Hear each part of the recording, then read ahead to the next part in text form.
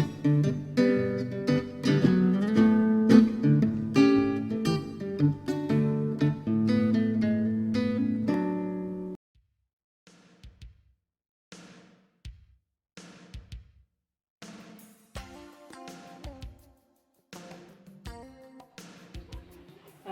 warahmatullahi wabarakatuh dan salam sejahtera untuk kita semua.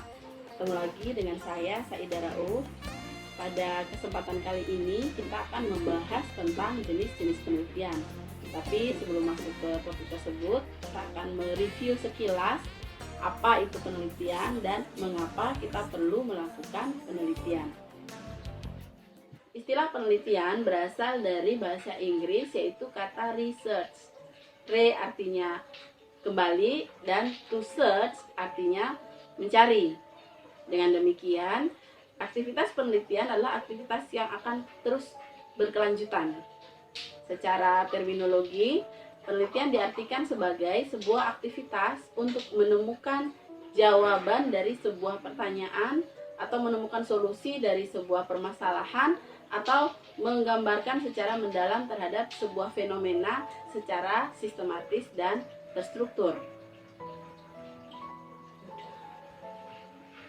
Nah, mengapa orang perlu melakukan penelitian? Idealnya penelitian itu dilakukan agar dapat menemukan solusi dari sebuah permasalahan yang nantinya bermanfaat bagi kehidupan sehari-hari atau masyarakat secara umum. Nah, tapi secara praktis banyak sekali alasan mengapa orang perlu melakukan penelitian. Misalnya yang pertama adalah untuk memperoleh gelar. Nah, ini berlaku bagi adik-adik mahasiswa. Nah, jadi sebelum adik-adik mahasiswa di wisuda atau menyelesaikan pendidikan, pada semester akhir biasanya ada mata kuliah yang perlu ditawar yang merupakan bagian dari studi akhir. Misalnya pada mahasiswa D3 perlu melakukan yang namanya karya tulis ilmiah, mahasiswa S1 melakukan penulisan skripsi, mahasiswa D3 misalnya melakukan penulisan tesis. Nah, baik karya tulis ilmiah, skripsi maupun tesis itu merupakan karya akhir yang tidak bisa lepas dengan aktivitas yang namanya. Alasan lainnya misalnya untuk mendapatkan poin yang bisa dilakukan untuk pengajuan kenaikan pangkat. Nah, ini biasanya dilakukan pada profesi dosen atau peneliti. Sebagai sebuah aktivitas yang dilakukan secara terstruktur dan sistematis, tentunya penelitian punya bagian-bagian, kemudian tahapan yang harus dipatuhi ketika kita akan melaksanakannya. Tapi untuk urutan dan tahapan penelitian tersebut nanti saya akan jelaskan pada video berikutnya. Nah, kita kembali ke penjelasan awal bahwa kita akan membahas tentang jenis-jenis penelitian. Nah, jenis-jenis penelitian itu sendiri sebenarnya banyak ragamnya, jadi setiap ahli itu biasanya akan membuat pembagian yang berbeda-beda dan biasanya agak variatif antara satu dengan yang lainnya. Oleh karena itu, sebagai pengguna, baik Anda misalnya adik-adik sebagai mahasiswa perlu mengetahuinya saja bahwa penelitian itu punya jenisnya seperti apa, tapi tidak bisa diadopsi atau dirunut secara kaku karena masing-masing pendapat para ahli itu bisa saling melengkapi. Jadi kita tahu bahwa jenis penelitian kita apa dan kira-kira itu membantu kita pada saat akan menyusun. Nah, menurut Kumar tahun 2011 dalam bukunya Research Methodology, beliau membagi penelitian itu berdasarkan 3 perspektif. Yang pertama yaitu perspektif aplikasinya, yang kedua berdasarkan perspektif tujuannya, dan yang ketiga adalah berdasarkan cara atau metode melakukan penelitian. Nah, yang pertama untuk berdasarkan perspektif aplikasi, maka penelitian itu dapat terbagi menjadi 2 kategori, yaitu 1 penelitian murni dan 2 penelitian terapan. Berdasarkan tujuannya, maka penelitian dibagi lagi menjadi 4 kategori, yaitu 1 penelitian deskriptif, yang kedua penelitian asosiatif atau korelasi, yang ketiga penelitian eksplorasi, dan yang keempat penelitian eksplanasi. Dan yang terakhir Berdasarkan cara atau metode melakukan penelitian, penelitian dibagi menjadi dua kategori, yaitu penelitian kuantitatif dan penelitian kualitatif. Mari kita bahas satu-satu. Mulai dari penelitian berdasarkan aplikasi, tadi adalah penelitian murni dan penelitian terapan. Apa itu penelitian murni? Penelitian murni atau biasanya disebut juga dengan penelitian dasar adalah sebuah penelitian yang ditujukan untuk mengembangkan atau menemukan sebuah teori yang baru. Atau biasanya juga penelitian ini ditujukan untuk mengembangkan sebuah instrumen atau metodologi yang bermanfaat ketika kita akan melakukan penelitian berikutnya. Nah, sehingga secara praktis penelitian ini tidak memiliki manfaat yang bisa langsung diaplikasikan pada kehidupan sehari-hari.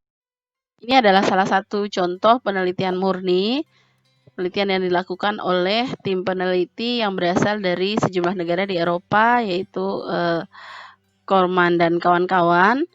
Mereka tahun 2020 awal mencoba mengembangkan sebuah metode untuk mendeteksi keberadaan virus COVID-19 dengan menggunakan pemeriksaan laboratorium, yaitu real-time PCR.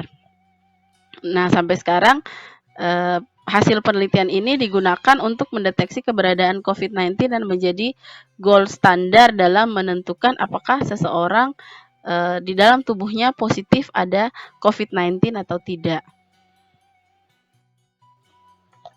Ini adalah contoh lain dari penelitian murni, di mana ada sekelompok peneliti, Fisher dan kawan-kawan, yang mencoba untuk mengembangkan alat diagnostik untuk mendeteksi status hidrasi pada seseorang secara klinis, apakah dia masuk kategori dehidrasi atau tidak. Nah, alat yang mereka teliti ini menggunakan prinsip spektrofotometri inframerah.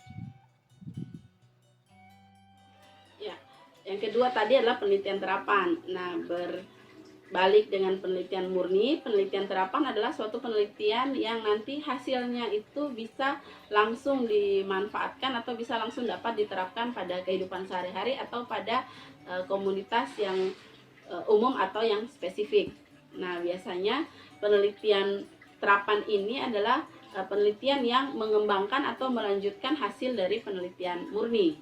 Nah, biasanya adik-adik pada saat melakukan penelitian skripsi maupun karya tulis ilmiah itu biasanya masuk dalam kategori penelitian terapan ini. Nah, misalnya studi tentang hubungan antara merokok dan kejadian CA paru. Nah, jika ada hasilnya dan menemukan bahwa ada hubungan yang negatif antara merokok dan CA paru. Jadi semakin Anda merokok atau semakin tinggi jumlah batang rokok yang diisap, maka risiko untuk menderita kanker paru akan semakin tinggi. Maka hasil penelitian ini bisa kita jadikan bahan untuk kita edukasi ke masyarakat untuk berhenti merokok kalau Anda tidak ingin menderita kanker paru. Nah, kita lanjut ke pembahasan berdasarkan perspektif tujuan. Nah, berdasarkan perspektif tujuan tadi ada 4 ya. Nah, kita bahas satu-satu, mulai dari penelitian deskriptif.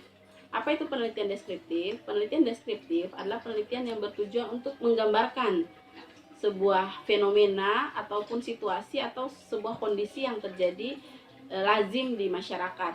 Nah, karena tujuannya adalah untuk menggambarkan, maka penelitian deskriptif ini tidak melakukan analisa lebih jauh terhadap temuan penelitian. Jadi sifatnya hanya memaparkan secara umum apa yang diperoleh. Nah, misalnya survei-survei yang dilakukan oleh lembaga institusi pendidikan atau lembaga swasta, ini misalnya contoh hasil dari survei Riskesdas tahun 2018 misalnya. Ini deskripsi bagaimana cakupan imunisasi yang ada di Indonesia. Jadi kita jadi tahu berdasarkan perspektif usia maupun berdasarkan jenis imunisasi cakupannya seperti apa. Ataukah data yang lainnya, ini misalnya berapa sih gambaran orang di Indonesia yang mengkonsumsi alkohol. Nah, ini hasilnya tinggal dipaparkan, bisa dalam bentuk frekuensi dan dipaparkan dalam bentuk presentasi. Nah, jadi tidak dilakukan analisa lebih jauh terhadap data tersebut. Yang kedua yaitu penelitian korelasi atau asosiatif. Jadi penelitian ini bertujuan untuk melihat apakah ada hubungan antara satu aspek atau satu fenomena dengan fenomena yang lain. Bisa dua variabel saja atau dua fenomena saja, atau bisa dua fenomena atau lebih. Jadi kita ingin menilai apakah ada hubungan antara misalnya tadi ada data tentang cakupan imunisasi. Nah, kita bisa mengkaji lebih jauh apakah cakupan imunisasi yang rendah itu ada hubungannya dengan tingkat pendidikan atau pengetahuan orang tua. Nah, itu disebut dengan penelitian asosiatif. Yang ketiga adalah penelitian eksplanasi atau menjelaskan atau penjelasan. Jadi penelitian ini bertujuan untuk menjelaskan mengapa sebuah fenomena itu terjadi. Penelitian oleh Rosmiati tahun 2016. Nah, penelitian ini bertujuan untuk mengkaji apakah ada hubungan antara pendidikan ibu dengan kelengkapan pemberian imunisasi dasar pada bayi usia 9 sampai 12 bulan. Nah, berdasarkan temuan penelitian ini, Anda bisa lihat bahwa ada hubungan yang bermakna antara tingkat pendidikan ibu dengan kelengkapan imunisasi. Dibuktikan dengan ini nilai P-nya adalah 0,008 atau kurang dari 0,05. Bermakna. Nah, kita lihat pada deskripsi tabel, ibu dengan tingkat pendidikan rendah itu lebih banyak yang bayinya itu tidak diimunisasi lengkap, yaitu sebanyak 13 orang atau 81,2%. Sementara pada ibu dengan pendidikan tinggi itu hanya 33,3%. Pada bayi dengan imunisasinya lengkap, ternyata ibu dengan pendidikan tinggi itu lebih banyak, yaitu sebanyak 66,7% dibandingkan dengan ibu dengan pendidikan rendah, yaitu 18,8%. Nah, mengapa sampai bisa demikian? Nah, hal ini Anda jelaskan secara detail. Anda berikan pembenaran atau Anda berikan penjelasan mengapa sampai ibu dengan pendidikan rendah cenderung memiliki anak dengan status imunisasi yang tidak lengkap. Nah, seluruh penjelasan ini tentang fenomena yang ditemukan, inilah yang disebut dengan bagian dari penelitian eksplanasi. Adalah penelitian eksplorasi. Namanya juga eksplorasi, berarti kita mencari, melihat keadaan lebih detail. Jadi ini biasanya penelitian yang dilakukan jika kita masih belum memiliki informasi yang lebih detail terhadap satu variabel atau satu fenomena yang kita ingin teliti. Misalnya Anda tertarik meneliti tentang bagaimana perilaku swamedikasi di kalangan ibu rumah tangga. Nah, Anda cek di dinas kesehatan misalnya, oh ternyata di dinas kesehatan belum ada data perilaku swamedikasi di kabupaten atau di daerah di mana Anda tinggal. Jadi, Anda bisa melakukan studi pendahuluan atau Anda bisa mengambil sampel beberapa ibu rumah tangga, Anda wawancarai tentang apakah mereka melakukan pembelian obat, misalnya antibiotik itu secara mandiri tanpa resep. Nah, Anda mengeksplor, Anda mencari data yang nantinya hasil eksplorasi itu bisa Anda gunakan untuk mengembangkan latar belakang atau mengembangkan ide Anda untuk penelitian yang itu definisi dan contoh dari perspektif penelitian berdasarkan tujuan. Nah, akan tetapi pada kenyataannya ketika kita melaksanakan sebuah penelitian, maka itu akan terjadi secara berkesinambungan. Maksudnya begini, jadi penelitian kita itu bukan berarti nanti hanya akan terjadi penelitian deskriptif saja, atau asosiasi saja, atau eksplanasi saja, atau eksplorasi saja. Pada kenyataannya, ketika kita melaksanakan sebuah penelitian, misalnya skripsi yang akan Anda tulis, itu penelitian Anda itu akan bisa masuk kategori penelitian deskriptif, bisa asosiatif, dan bisa eksplanasi ataupun dengan eksplorasi. Jadi keempat perspektif ini bisa saja ada di dalam satu jenis penelitian. Misalnya tadi Anda ingin meneliti tentang hubungan antara cakupan imunisasi dengan pendidikan ibu. Nah, tentunya pada saat Anda melakukan skripsi, Anda harus punya deskripsi dulu. Bagaimana data cakupan imunisasi di area atau di daerah yang Anda teliti. Kemudian Anda juga punya data deskripsi tentang bagaimana pengetahuan ibu tentang imunisasi. Nah, itu masuk kategori deskripsi. Kemudian Anda hubungkan, apakah ada hubungan antara cakupan imunisasi dengan tingkat pendidikan atau pengetahuan ibu. Anda hubungkan itu, hubungannya bisa ada atau bisa tidak ada, nanti berdasarkan hasil analisis statistik. Nah, setelah Anda melaporkan hubungan itu, tentunya Anda perlu membahas. Jadi itu yang namanya eksplanasi. Anda perlu menjelaskan mengapa pada ibu-ibu misalnya dengan pendidikan yang lebih tinggi atau dengan pengetahuan lebih tinggi itu biasanya atau hasilnya imunisasi pada anaknya itu akan lebih lengkap dibandingkan dengan yang pengetahuannya rendah, ataukah bisa sebaliknya, tergantung dari hasil analisa yang Anda temukan pada saat melakukan analisa data. Nah, itu bisa jadi dalam satu penelitian bisa jadi minimal ada 3 dari karakteristik yang tadi itu, dari deskriptif masuk, asosiasi masuk, kemudian dari perspektif eksplanasi. Nah, yang ketiga tadi adalah penelitian berdasarkan cara atau metode penelitian. Nah, ini terbagi 2 tadi, ada penelitian kuantitatif dan ada penelitian kualitatif. Apa itu penelitian kuantitatif? Penelitian kuantitatif atau biasanya disebut juga dengan penelitian terstruktur adalah sebuah penelitian yang penjelasan terhadap fenomena atau ke situasi itu dijelaskan secara numerik atau dalam bentuk angka. Itu kuantitatif, artinya hasilnya itu, datanya itu bisa kita kuantifikasi, bisa kita hitung dengan menggunakan prinsip matematis. Nah, sementara penelitian kualitatif adalah sebuah penelitian yang penjelasan terhadap fenomena itu tidak ditampilkan dalam bentuk angka, dalam bentuk numerik, tapi ditampilkan dalam bentuk tekstual atau narasi. Ini adalah screenshot hasil penelitian dari kedua artikel yang sama-sama memfokuskan untuk mengkaji tentang perilaku konsumsi alkohol pada remaja. Nah, gambar yang sebelah kiri itu merupakan tampilan judul dan hasil dari penelitian kuantitatif, sementara yang sebelah kanan adalah penelitian kualitatif.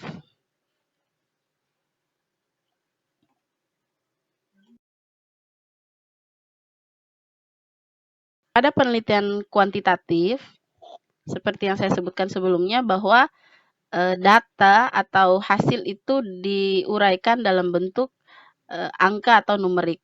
Nah, ini adik-adik bisa lihat pada tabel 4.1 yang menggambarkan tentang hubungan tingkat stres dengan konsumsi minum beralkohol pada remaja di Kelurahan Landasan Ulin Timur.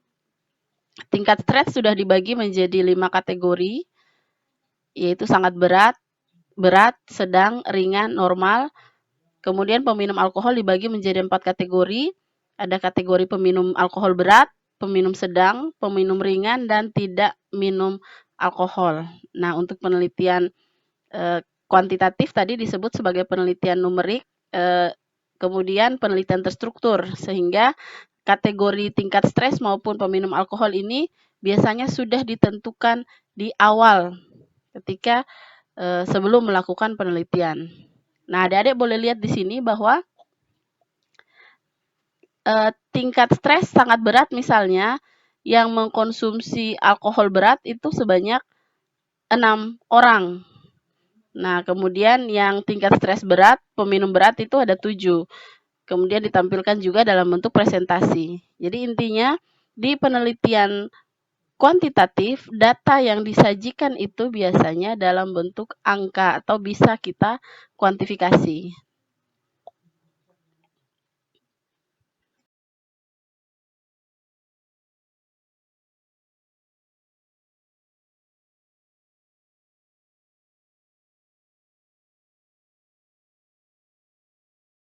Mengkaji perilaku mengkonsumsi alkohol pada remaja, di sini adik-adik bisa lihat pada bagian result atau hasil dari artikel penelitian ini, kita tidak menemukan ada tabel atau grafik yang memuat angka seperti halnya tadi pada penelitian sebelumnya yang kuantitatif.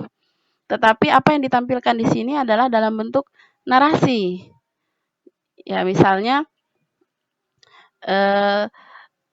alasan mengapa sampai seorang remaja mengkonsumsi alkohol adalah agar dia gembira. Nah, ini bisa dilihat pada bagian sebelah kiri paling bawah. Di situ responden atau informan dari penelitian ini menyebutkan bahwa I was the happiest man in the world and nothing we did not stop. Jadi kenapa dia mengkonsumsi alkohol? Alasannya karena dengan mengkonsumsi alkohol itu pikirannya itu menjadi lebih gembira. Penelitian kuantitatif. Nah, sebenarnya kedua penelitian ini punya kekuatan dan kelemahan. Misalnya penelitian kuantitatif, kekuatannya adalah jumlah sampel yang digunakan itu biasanya besar. Kemudian dalam mengambil kesimpulan itu peneliti biasanya menggunakan statistik sehingga datanya biasanya lebih valid dan kesimpulan kita itu bisa digunakan atau digeneralisasikan ke populasi yang lebih luas. Jadi kalau kita meneliti pada sampel, tapi hasilnya itu bisa digunakan pada populasi di mana sampel tadi kita ambil. Sementara penelitian kualitatif, kekuatan atau kelebihannya adalah informasinya yang kaya dan mendalam. Tadi di awal saya sudah sebutkan bahwa penelitian kualitatif itu adalah penelitian tidak terstruktur, sehingga pada saat pelaksanaan penelitian, peneliti bisa secara fleksibel menentukan sejauh mana atau sedalam apa informasi akan digali menyesuaikan dengan respon dari informan. Kemudian data yang ditampilkan juga sesuai dengan apa yang diutarakan atau dituturkan oleh informan dalam bentuk narasi. Kelemahan dari penelitian kuantitatif adalah pemahaman yang dangkal terhadap pikiran dan perasaan partisipan. Nah, karena penelitian kuantitatif ini adalah penelitian terstruktur. Jadi segala sesuatu yang berkaitan dengan penelitian itu secara ketat sudah diatur sejak awal sebelum penelitian dilakukan. Jadi apa yang akan ditanyakan, kemudian jawaban apa yang akan disampaikan oleh responden itu sudah diatur pilihannya sehingga tidak bisa memahami secara mendalam sama seperti penelitian kualitatif. Sementara penelitian kualitatif kelemahannya adalah sampelnya yang kecil dan tidak bisa dilakukan generalisasi ke populasi yang lebih luas. Berdasarkan pengetahuan ini, maka seorang peneliti tidak bisa menyebutkan bahwa penelitian kuantitatif itu lebih baik dibandingkan dengan penelitian kualitatif atau sebaliknya. Tergantung pada tujuan penelitian yang ingin dicapai. Jadi ada fenomena yang mungkin akan lebih baik menggambarkan situasi tersebut jika dilakukan dengan pendekatan kuantitatif, tapi pada fenomena lainnya itu mungkin jauh lebih baik kalau dilakukan dengan pendekatan kualitatif.